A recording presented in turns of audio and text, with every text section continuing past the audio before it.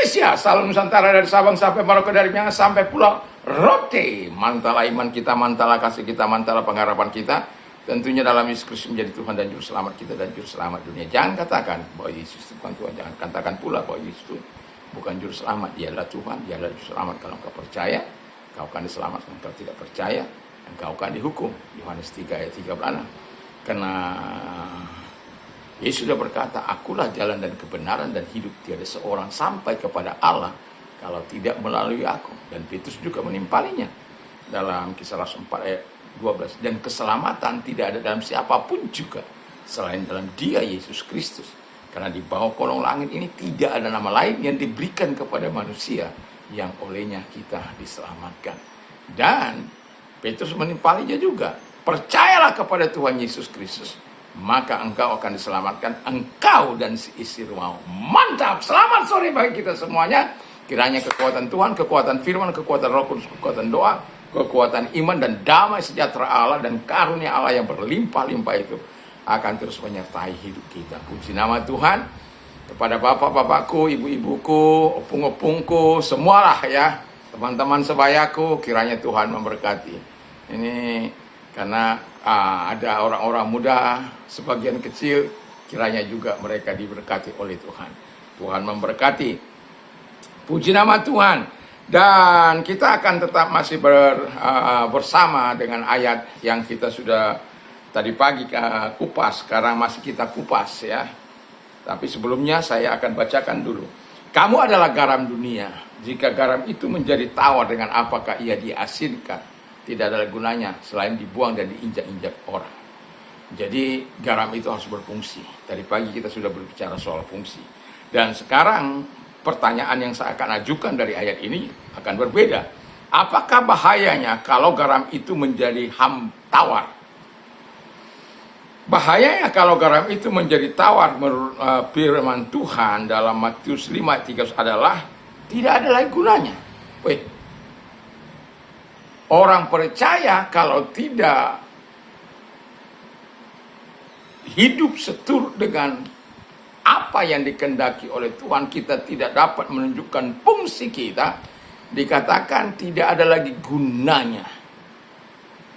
Jadi berarti kita dong, kalau tidak ada gunanya, kita tidak mendatangkan manfaat bagi orang lain. Sementara kita harus menjadi alat, menjadi saksi untuk mempermuliakan Tuhan dalam hidup kita. Biasanya garam itu kehilangan rasa. Satu contoh, kalau air garam ditaruh dalam gelas, beberapa hari kemudian dia akan menjadi tawar karena dia menguap. Atau kalau dia kotor, maka garam itu kehilangan rasanya. Nah, supaya tidak kehilangan rasa garam itu, dia harus punya hubungan dengan atau tinggal di dalam garam itu sendiri. Dalam arti, kalau dalam pengejauhan Ta'an, dalam kebenaran firman Allah bagi kehidupan orang percaya supaya bisa tetap menjadi garam, dia harus terkoneksi dengan Tuhan.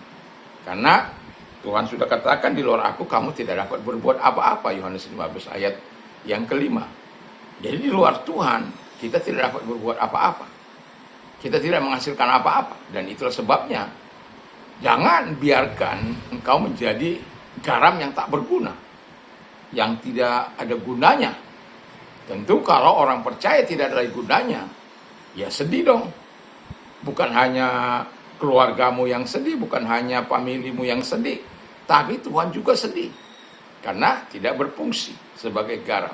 Dan banyak kali orang memilih untuk tidak berfungsi sebagai garam itu, sehingga ya kita diolok-olok. Kenapa? Kita tidak berfungsi, kita menjadi sama dengan dunia ini. Orang lain iri, kita iri. Orang lain benci, kita benci. Orang lain korupsi, kita korupsi. Orang lain menipu, kita menipu. Nggak ada perbedaan. Sementara Tuhan mengharapkan engkau berbeda dengan dunia ini supaya bisa memberikan cita rasa di tengah-tengah dunia ini. Tapi kalau garammu tidak berfungsi karena engkau tidak punya koneksi dengan Tuhan, tidak ada koneksimu dengan Tuhan, tidak ada koneksimu dengan firman Allah, tidak terkoneksi melalui doa kepada Tuhan, dan engkau tidak akan pernah kuat. Kan kalau kita mau kuat, dikatakan tinggal dalam pokok anggur itu. Suplai akan disediakan. Kamu hanya tinggal saja. Kalau kita mau menikmati sukacita, tinggal dalam kasih Tuhan. Dalam Yohanes 15 ayat 9 sampai dengan 17 itu. Dan Tuhan memberikan sesuatu yang baik. Kalau kita tinggal dalam pokok anggur, ketika kita berdoa, Tuhan jawab. Dan ketika kita tinggal dalam kasih-Nya juga, Alkitab katakan kita akan taat. Dan kita akan menjadi sahabat Tuhan. Dan doa kita juga akan dijawab oleh Tuhan. Wah, itu luar biasa. Dan yang tak kalah pentingnya adalah hiduplah oleh Roh, supaya engkau tidak mengikuti keinginan daging. Tuhan semuanya sebenarnya sudah mempersiapkan. Dan taruh firman dalam hatimu, supaya aku tidak berdosa kepadamu. Sebagaimana Mazmur 19 ayat yang ke-11. Firman-Mu adalah pelita bagi kakiku, terang bagi jalanku. Firman itu akan memberikan arahan. Atau kalau kita mau masuk ke dalam 2 Timotius 3 ayat yang ke-16-17. All scripture is given by inspiration of God and is profitable for doctrine, for reproof, for correction, for instruction in the righteousness, that the man of God may become thoroughly equipped for every good work. Segala tulisan yang diilhamkan oleh Allah memang bermanfaat untuk mengajar, untuk menyatakan kesalahan. Siapa gak pernah salah? Untuk menyatakan, memperbaiki kelakuan. Siapa yang tidak? Saya adalah orang yang tidak baik. Tapi Tuhan, melalui Tuhan perbaiki hal-hal yang tidak benar di hadapan Tuhan. Menuntun orang dalam kebenaran. Dulu kebenaran saya, bukan kebenaran Yesus. Tujuannya apa? Supaya manusia kepunyaan Allah itu diperlengkapi untuk tujuan yang baik. Dan itulah yang Tuhan harapkan. Makanya Tuhan katakan kamu adalah garam dunia. Dan kalau kita tidak bisa menjadi alat di tangan Tuhan, maka kita tidak berguna, kata firman Allah. Garam itu tidak sebagai identitasmu, garam dunia tidak lagi berfungsi, maka kita akan menjadi orang yang tak berguna. Dan kalau orang tidak berguna, ya masuklah yang kedua, dibuang. Tentu kita tidak ingin tidak berguna lalu dibuang. Tapi itu konsekuensinya kalau kehilangan sifat garam itu. Demikian juga kalau kita kehilangan sifat Tuhan, ya dibuang. Artinya kamu dijauhi dari persahabatan, tak ada lagi pengaruh. Dan orang akan, jangan berteman dengan itu, munafik itu. Bunglon itu, awas kau ditipu. Terbuang, tersisi.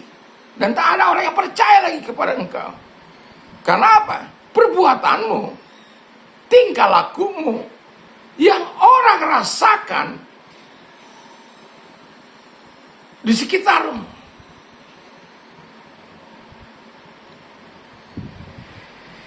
Jadi kalau garam itu berfungsi, kamu menjadi berkat. Tapi kalau garam itu tidak berfungsi, kamu menjadi bahan olok-olokan, yang dijauhi, yang dihina. Karena apa? Kita tidak menunjukkan jati diri kita sebagai orang yang percaya, yang sungguh-sungguh percaya di hadapan Tuhan. Jadi kita akan direndahkan, dicemooh, dihina, diolok-olok. Ya karena kita sudah terbuang. Jadi kalau tidak mau terbuang dalam hidup ini, jadilah orang percaya yang memberikan cita rasa, yang memberikan kesembuhan luka bagi orang lain, dan yang mencegah pembusukan. Fungsikan garammu, memurnikan orang-orang di sekitar. Kalau memurnikan itu kan dia bisa, misalnya orang kita katakan dia memaki-maki. Tentu kita sebagai apa, kita ingin murnikan hidupnya. Saya punya murid, kalau maki saya panggil dia, kenapa ya kamu ngomong itu? Enggak pak, enggak boleh ya. Ngomong itu yang baik. Biarpun itu temanmu, tapi ngomongnya yang baik lah ya. Itu saya enggak marah-marah, enggak maki-maki dia. Saya panggil dia, saya bilang, apa yang baru kamu bilang? Karena kehadiran kita menjadi garam, memurnikan sifat-sifat mereka yang tidak baik itu.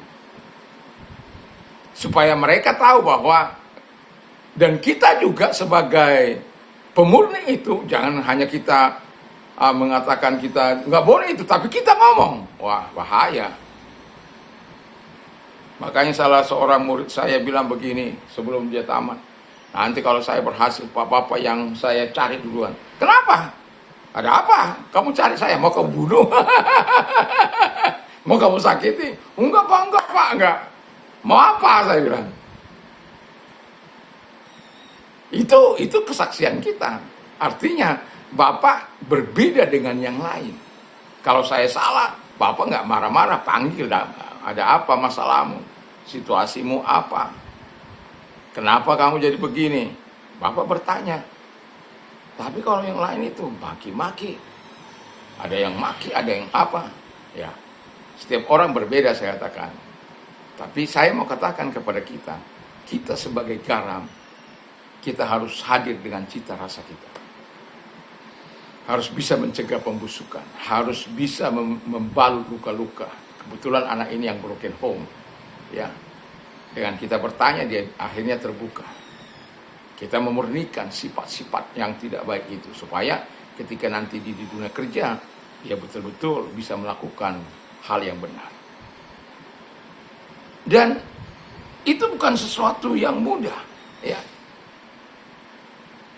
Tapi jangan mau menjadi orang percaya yang dibuang, yang diolok-olok, yang dihina.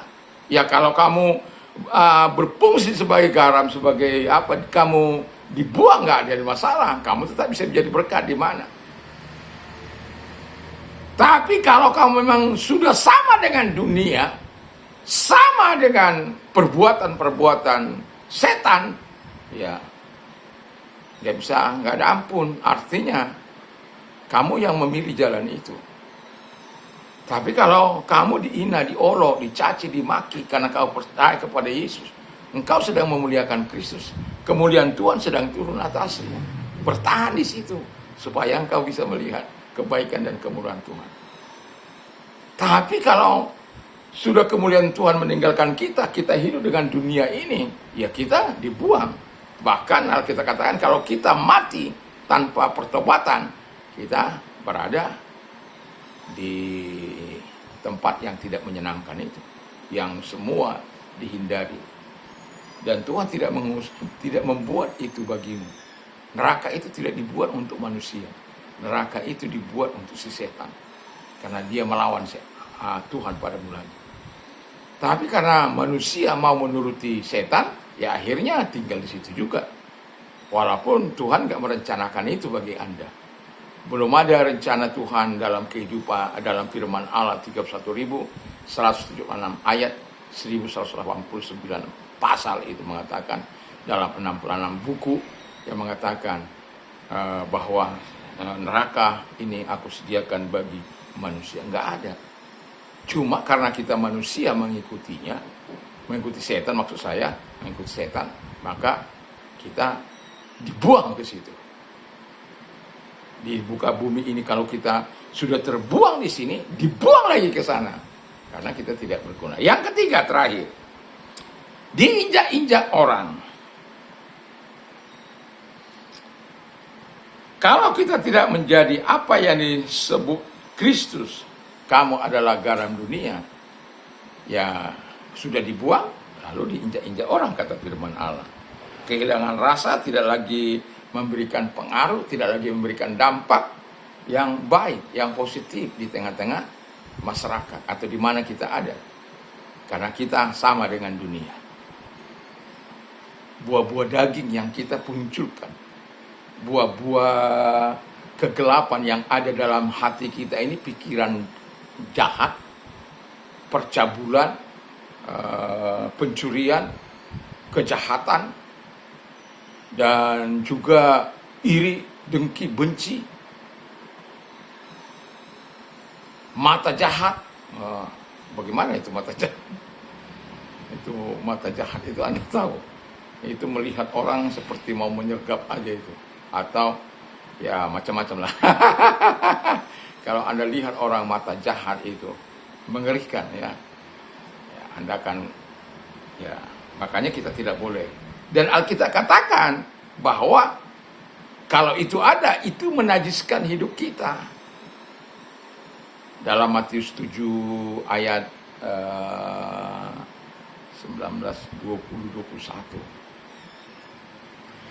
Ya, hal-hal yang jahat ini, Alkitab kan 21-nya, hal-hal yang jahat ini menajiskan hidup seseorang. Jangan, ya. Kita sebagai garam berfungsilah sebagai garam.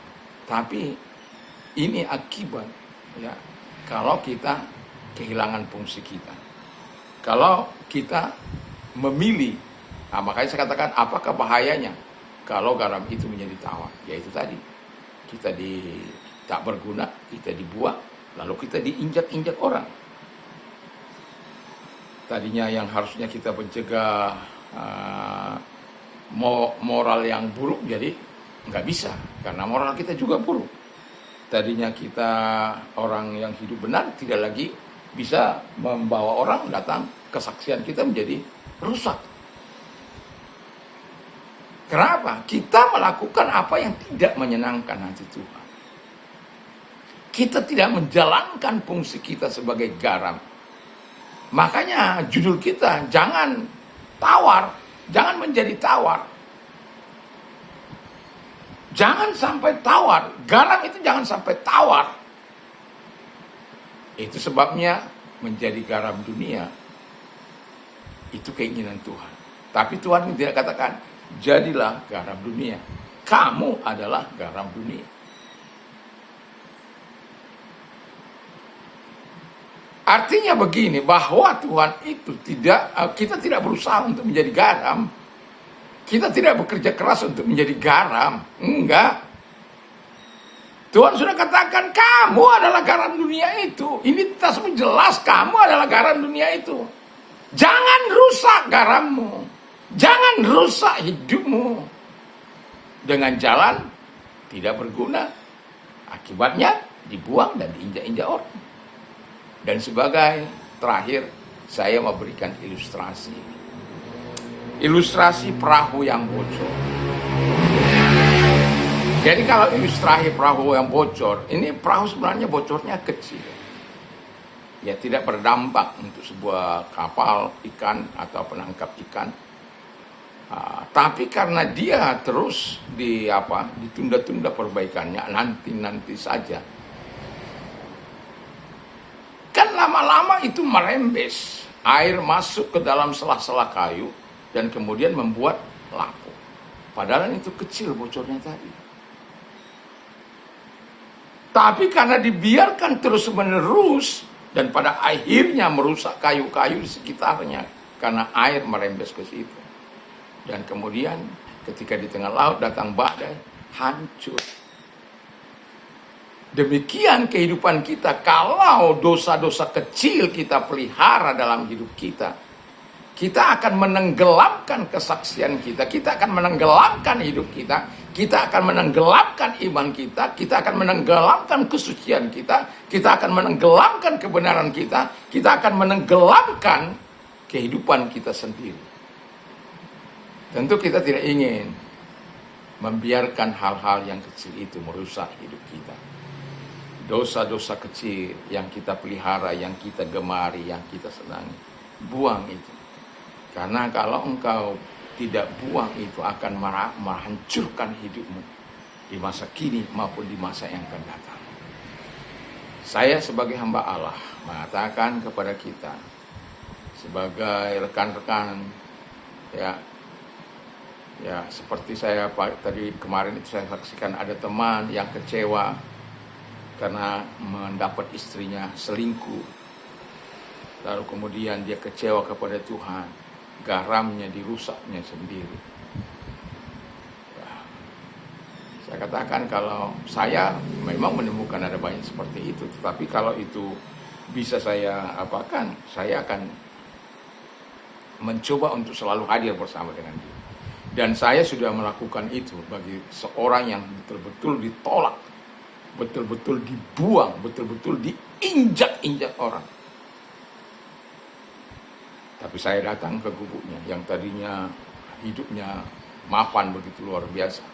Dia harus tinggal di gubuk kecil, hanya bertani dan lain sebagainya. Bukan berarti saya menghinanya, bukan. Tapi saya datang ke sana, saya menghiburnya, saya mengatakan bangkit, bangun dari keterpurukanmu, buang itu dosa-dosa kecilmu itu yang merusak hidupmu. Dan pada akhirnya dia kembali kepada Tuhan. Walaupun istrinya bilang sama saya, Pak Pendeta jadilah saksi supaya aku bisa menceraikan dia. Tidak. Dia merasakan. Ya karena Pak Pendeta nggak merasakan, memang saya tidak perlu harus merasakan hal yang seperti itu, baru saya bisa mengatakan tidak. Karena firman Allah mengatakan tidak. Sabar saja, saya mengumpamakan dia kan sedang mendapat mainan baru. Ya, itu saya katakan. Coba anak-anak dapat mainan baru. Anda minta itu, dia bisa gulung-gulung. Anda ambil itu, dia bisa banting-banting dirinya. Tapi kalau dia sudah bosan kan ditinggalkan. Demikian. Nah, itulah yang terjadi setelah dia bosan, dia tinggalkan. Dan dia kembali bersatu dengan istrinya. Dan indahnya ketika dia meninggal dunia, ya, saat dia membaca firman Allah. Jadi jangan, makanya saya bilang kepada teman saya itu, ya apalah, kalau ada kontaknya ingat-ingatkan dia, karena kalau dia sebantaran dengan saya berarti pada waktu itu dia kuliah satu tempat dengan saya, ya saya di sekolah Alkitabnya, dia di perguruan tingginya. Dan ya kalau mungkin, makanya saya katakan, coba lihat gambarnya, kalau saya kenal dia gitu. Ya, tapi apapun itu, saya mau katakan, jangan rusak garam itu. Bahaya garam menjadi tawar. Kau kan, yang pertama tidak ada gunanya, yang kedua dibuang, lalu diinjak-injak. Kalau engkau tidak mau dibuang, tidak mau diinjak-injak, tidak berguna, tetap bangun hubunganmu dengan Tuhan. Tetap tinggal dalam Kristus. Tetap relakan dirimu dipimpin oleh Roh, supaya engkau tetap bisa menjadi terang dan berkat-Nya. Kiranya Tuhan Yesus memberkati. Mari kita tunduk kepada kita berdoa. Terima kasih Bapa di surga, kiranya apa yang menjadi keinginan Tuhan menjadi garam, tapi kalau kami tahu akibat dari kami menjadi tawar, biarlah kami menghindarkan hal-hal ini dari hidup kami. Terima kasih. Kalau engkau sedang sakit, arahkan tanganmu kepada yang sakit, kepada Tuhan. Tuhan tidak mengenal jarak, ruang maupun waktu. Kalau engkau percaya, Tuhan mampu menyembuhkan engkau saat ini juga. Mari kita berdoa. Segala sakit penyakit yang mereka derita dalam nama Yesus, apapun sakit penyakit mereka Tuhan, Engkau menyembuhkan mereka, Engkau menumpangkan tangan atas mereka, kuasa-Mu menyembuhkan mereka dalam nama Yesus. Terima kasih. Dan kalau engkau sedang mengalami masa-masa yang sulit hari-hari ini, jangan putus asa, datang pada Tuhan, serahkan pada Tuhan. Tuhan mengatakan, marilah kepada Aku, hai kamu yang letih lesu dan beban berat, Aku akan memberikan kelegaan bagimu. Allahku akan mencukupi segala kebutuhan menurut kekayaan dan kemuliaan dalam Kristus Yesus.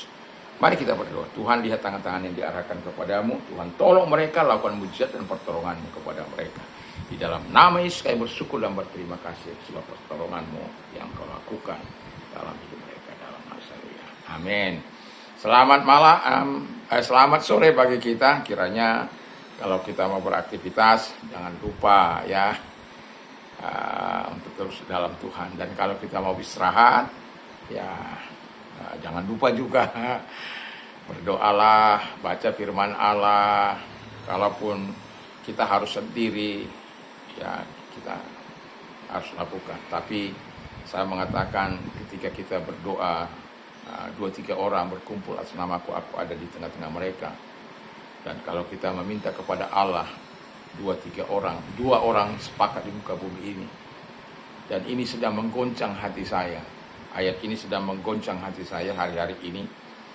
Dan beberapa hari ini saya ketika saya dapat lagi berolahraga, ya, ayat ini sebenarnya saya sudah lama tahu ayat ini, tapi baru kali itu goncangan yang begitu luar biasa, karena pada akhirnya setiap kali saya saya menyinggung sedikit ayat ini, dan karena dampaknya begitu luar biasa kalau kita melakukannya dalam kehidupan kita. Percayakah kita pada firman Allah, 2 orang sepakat di muka bumi, apapun yang dimintanya akan diberikan oleh Bapa yang di surga. Kalau engkau percaya, jadilah. Kalau engkau tidak percaya, itu urusanmu. Tapi saya percaya firman ini. Itu sebabnya hari-hari ini, mungkin hari-hari ke depan juga akan saya katakan ini, dan hari-hari selanjutnya. Karena apa yang menggoncangkan hati saya, itu akan selalu saya perkatakan. Satu contoh, segala perkara dapat kutanggung dalam Dia yang memberikan kekuatan. Allahku akan mencukupi segala kebutuhan menurut kekayaan dan kemuliaan dalam cari dahulu kerajaan Allah dan kebenarannya, maka semua akan ditambahkan kepadamu. Jadi hal-hal yang menggoncangkan saya itu selalu akan saya taruh dalam hati saya. Dan semoga kita terus melakukan yang terbaik dalam hidup kita. Ya, dan jangan lupa berdoa, baca firman Allah dan memperkatakannya. Mantap, mantap, mantap.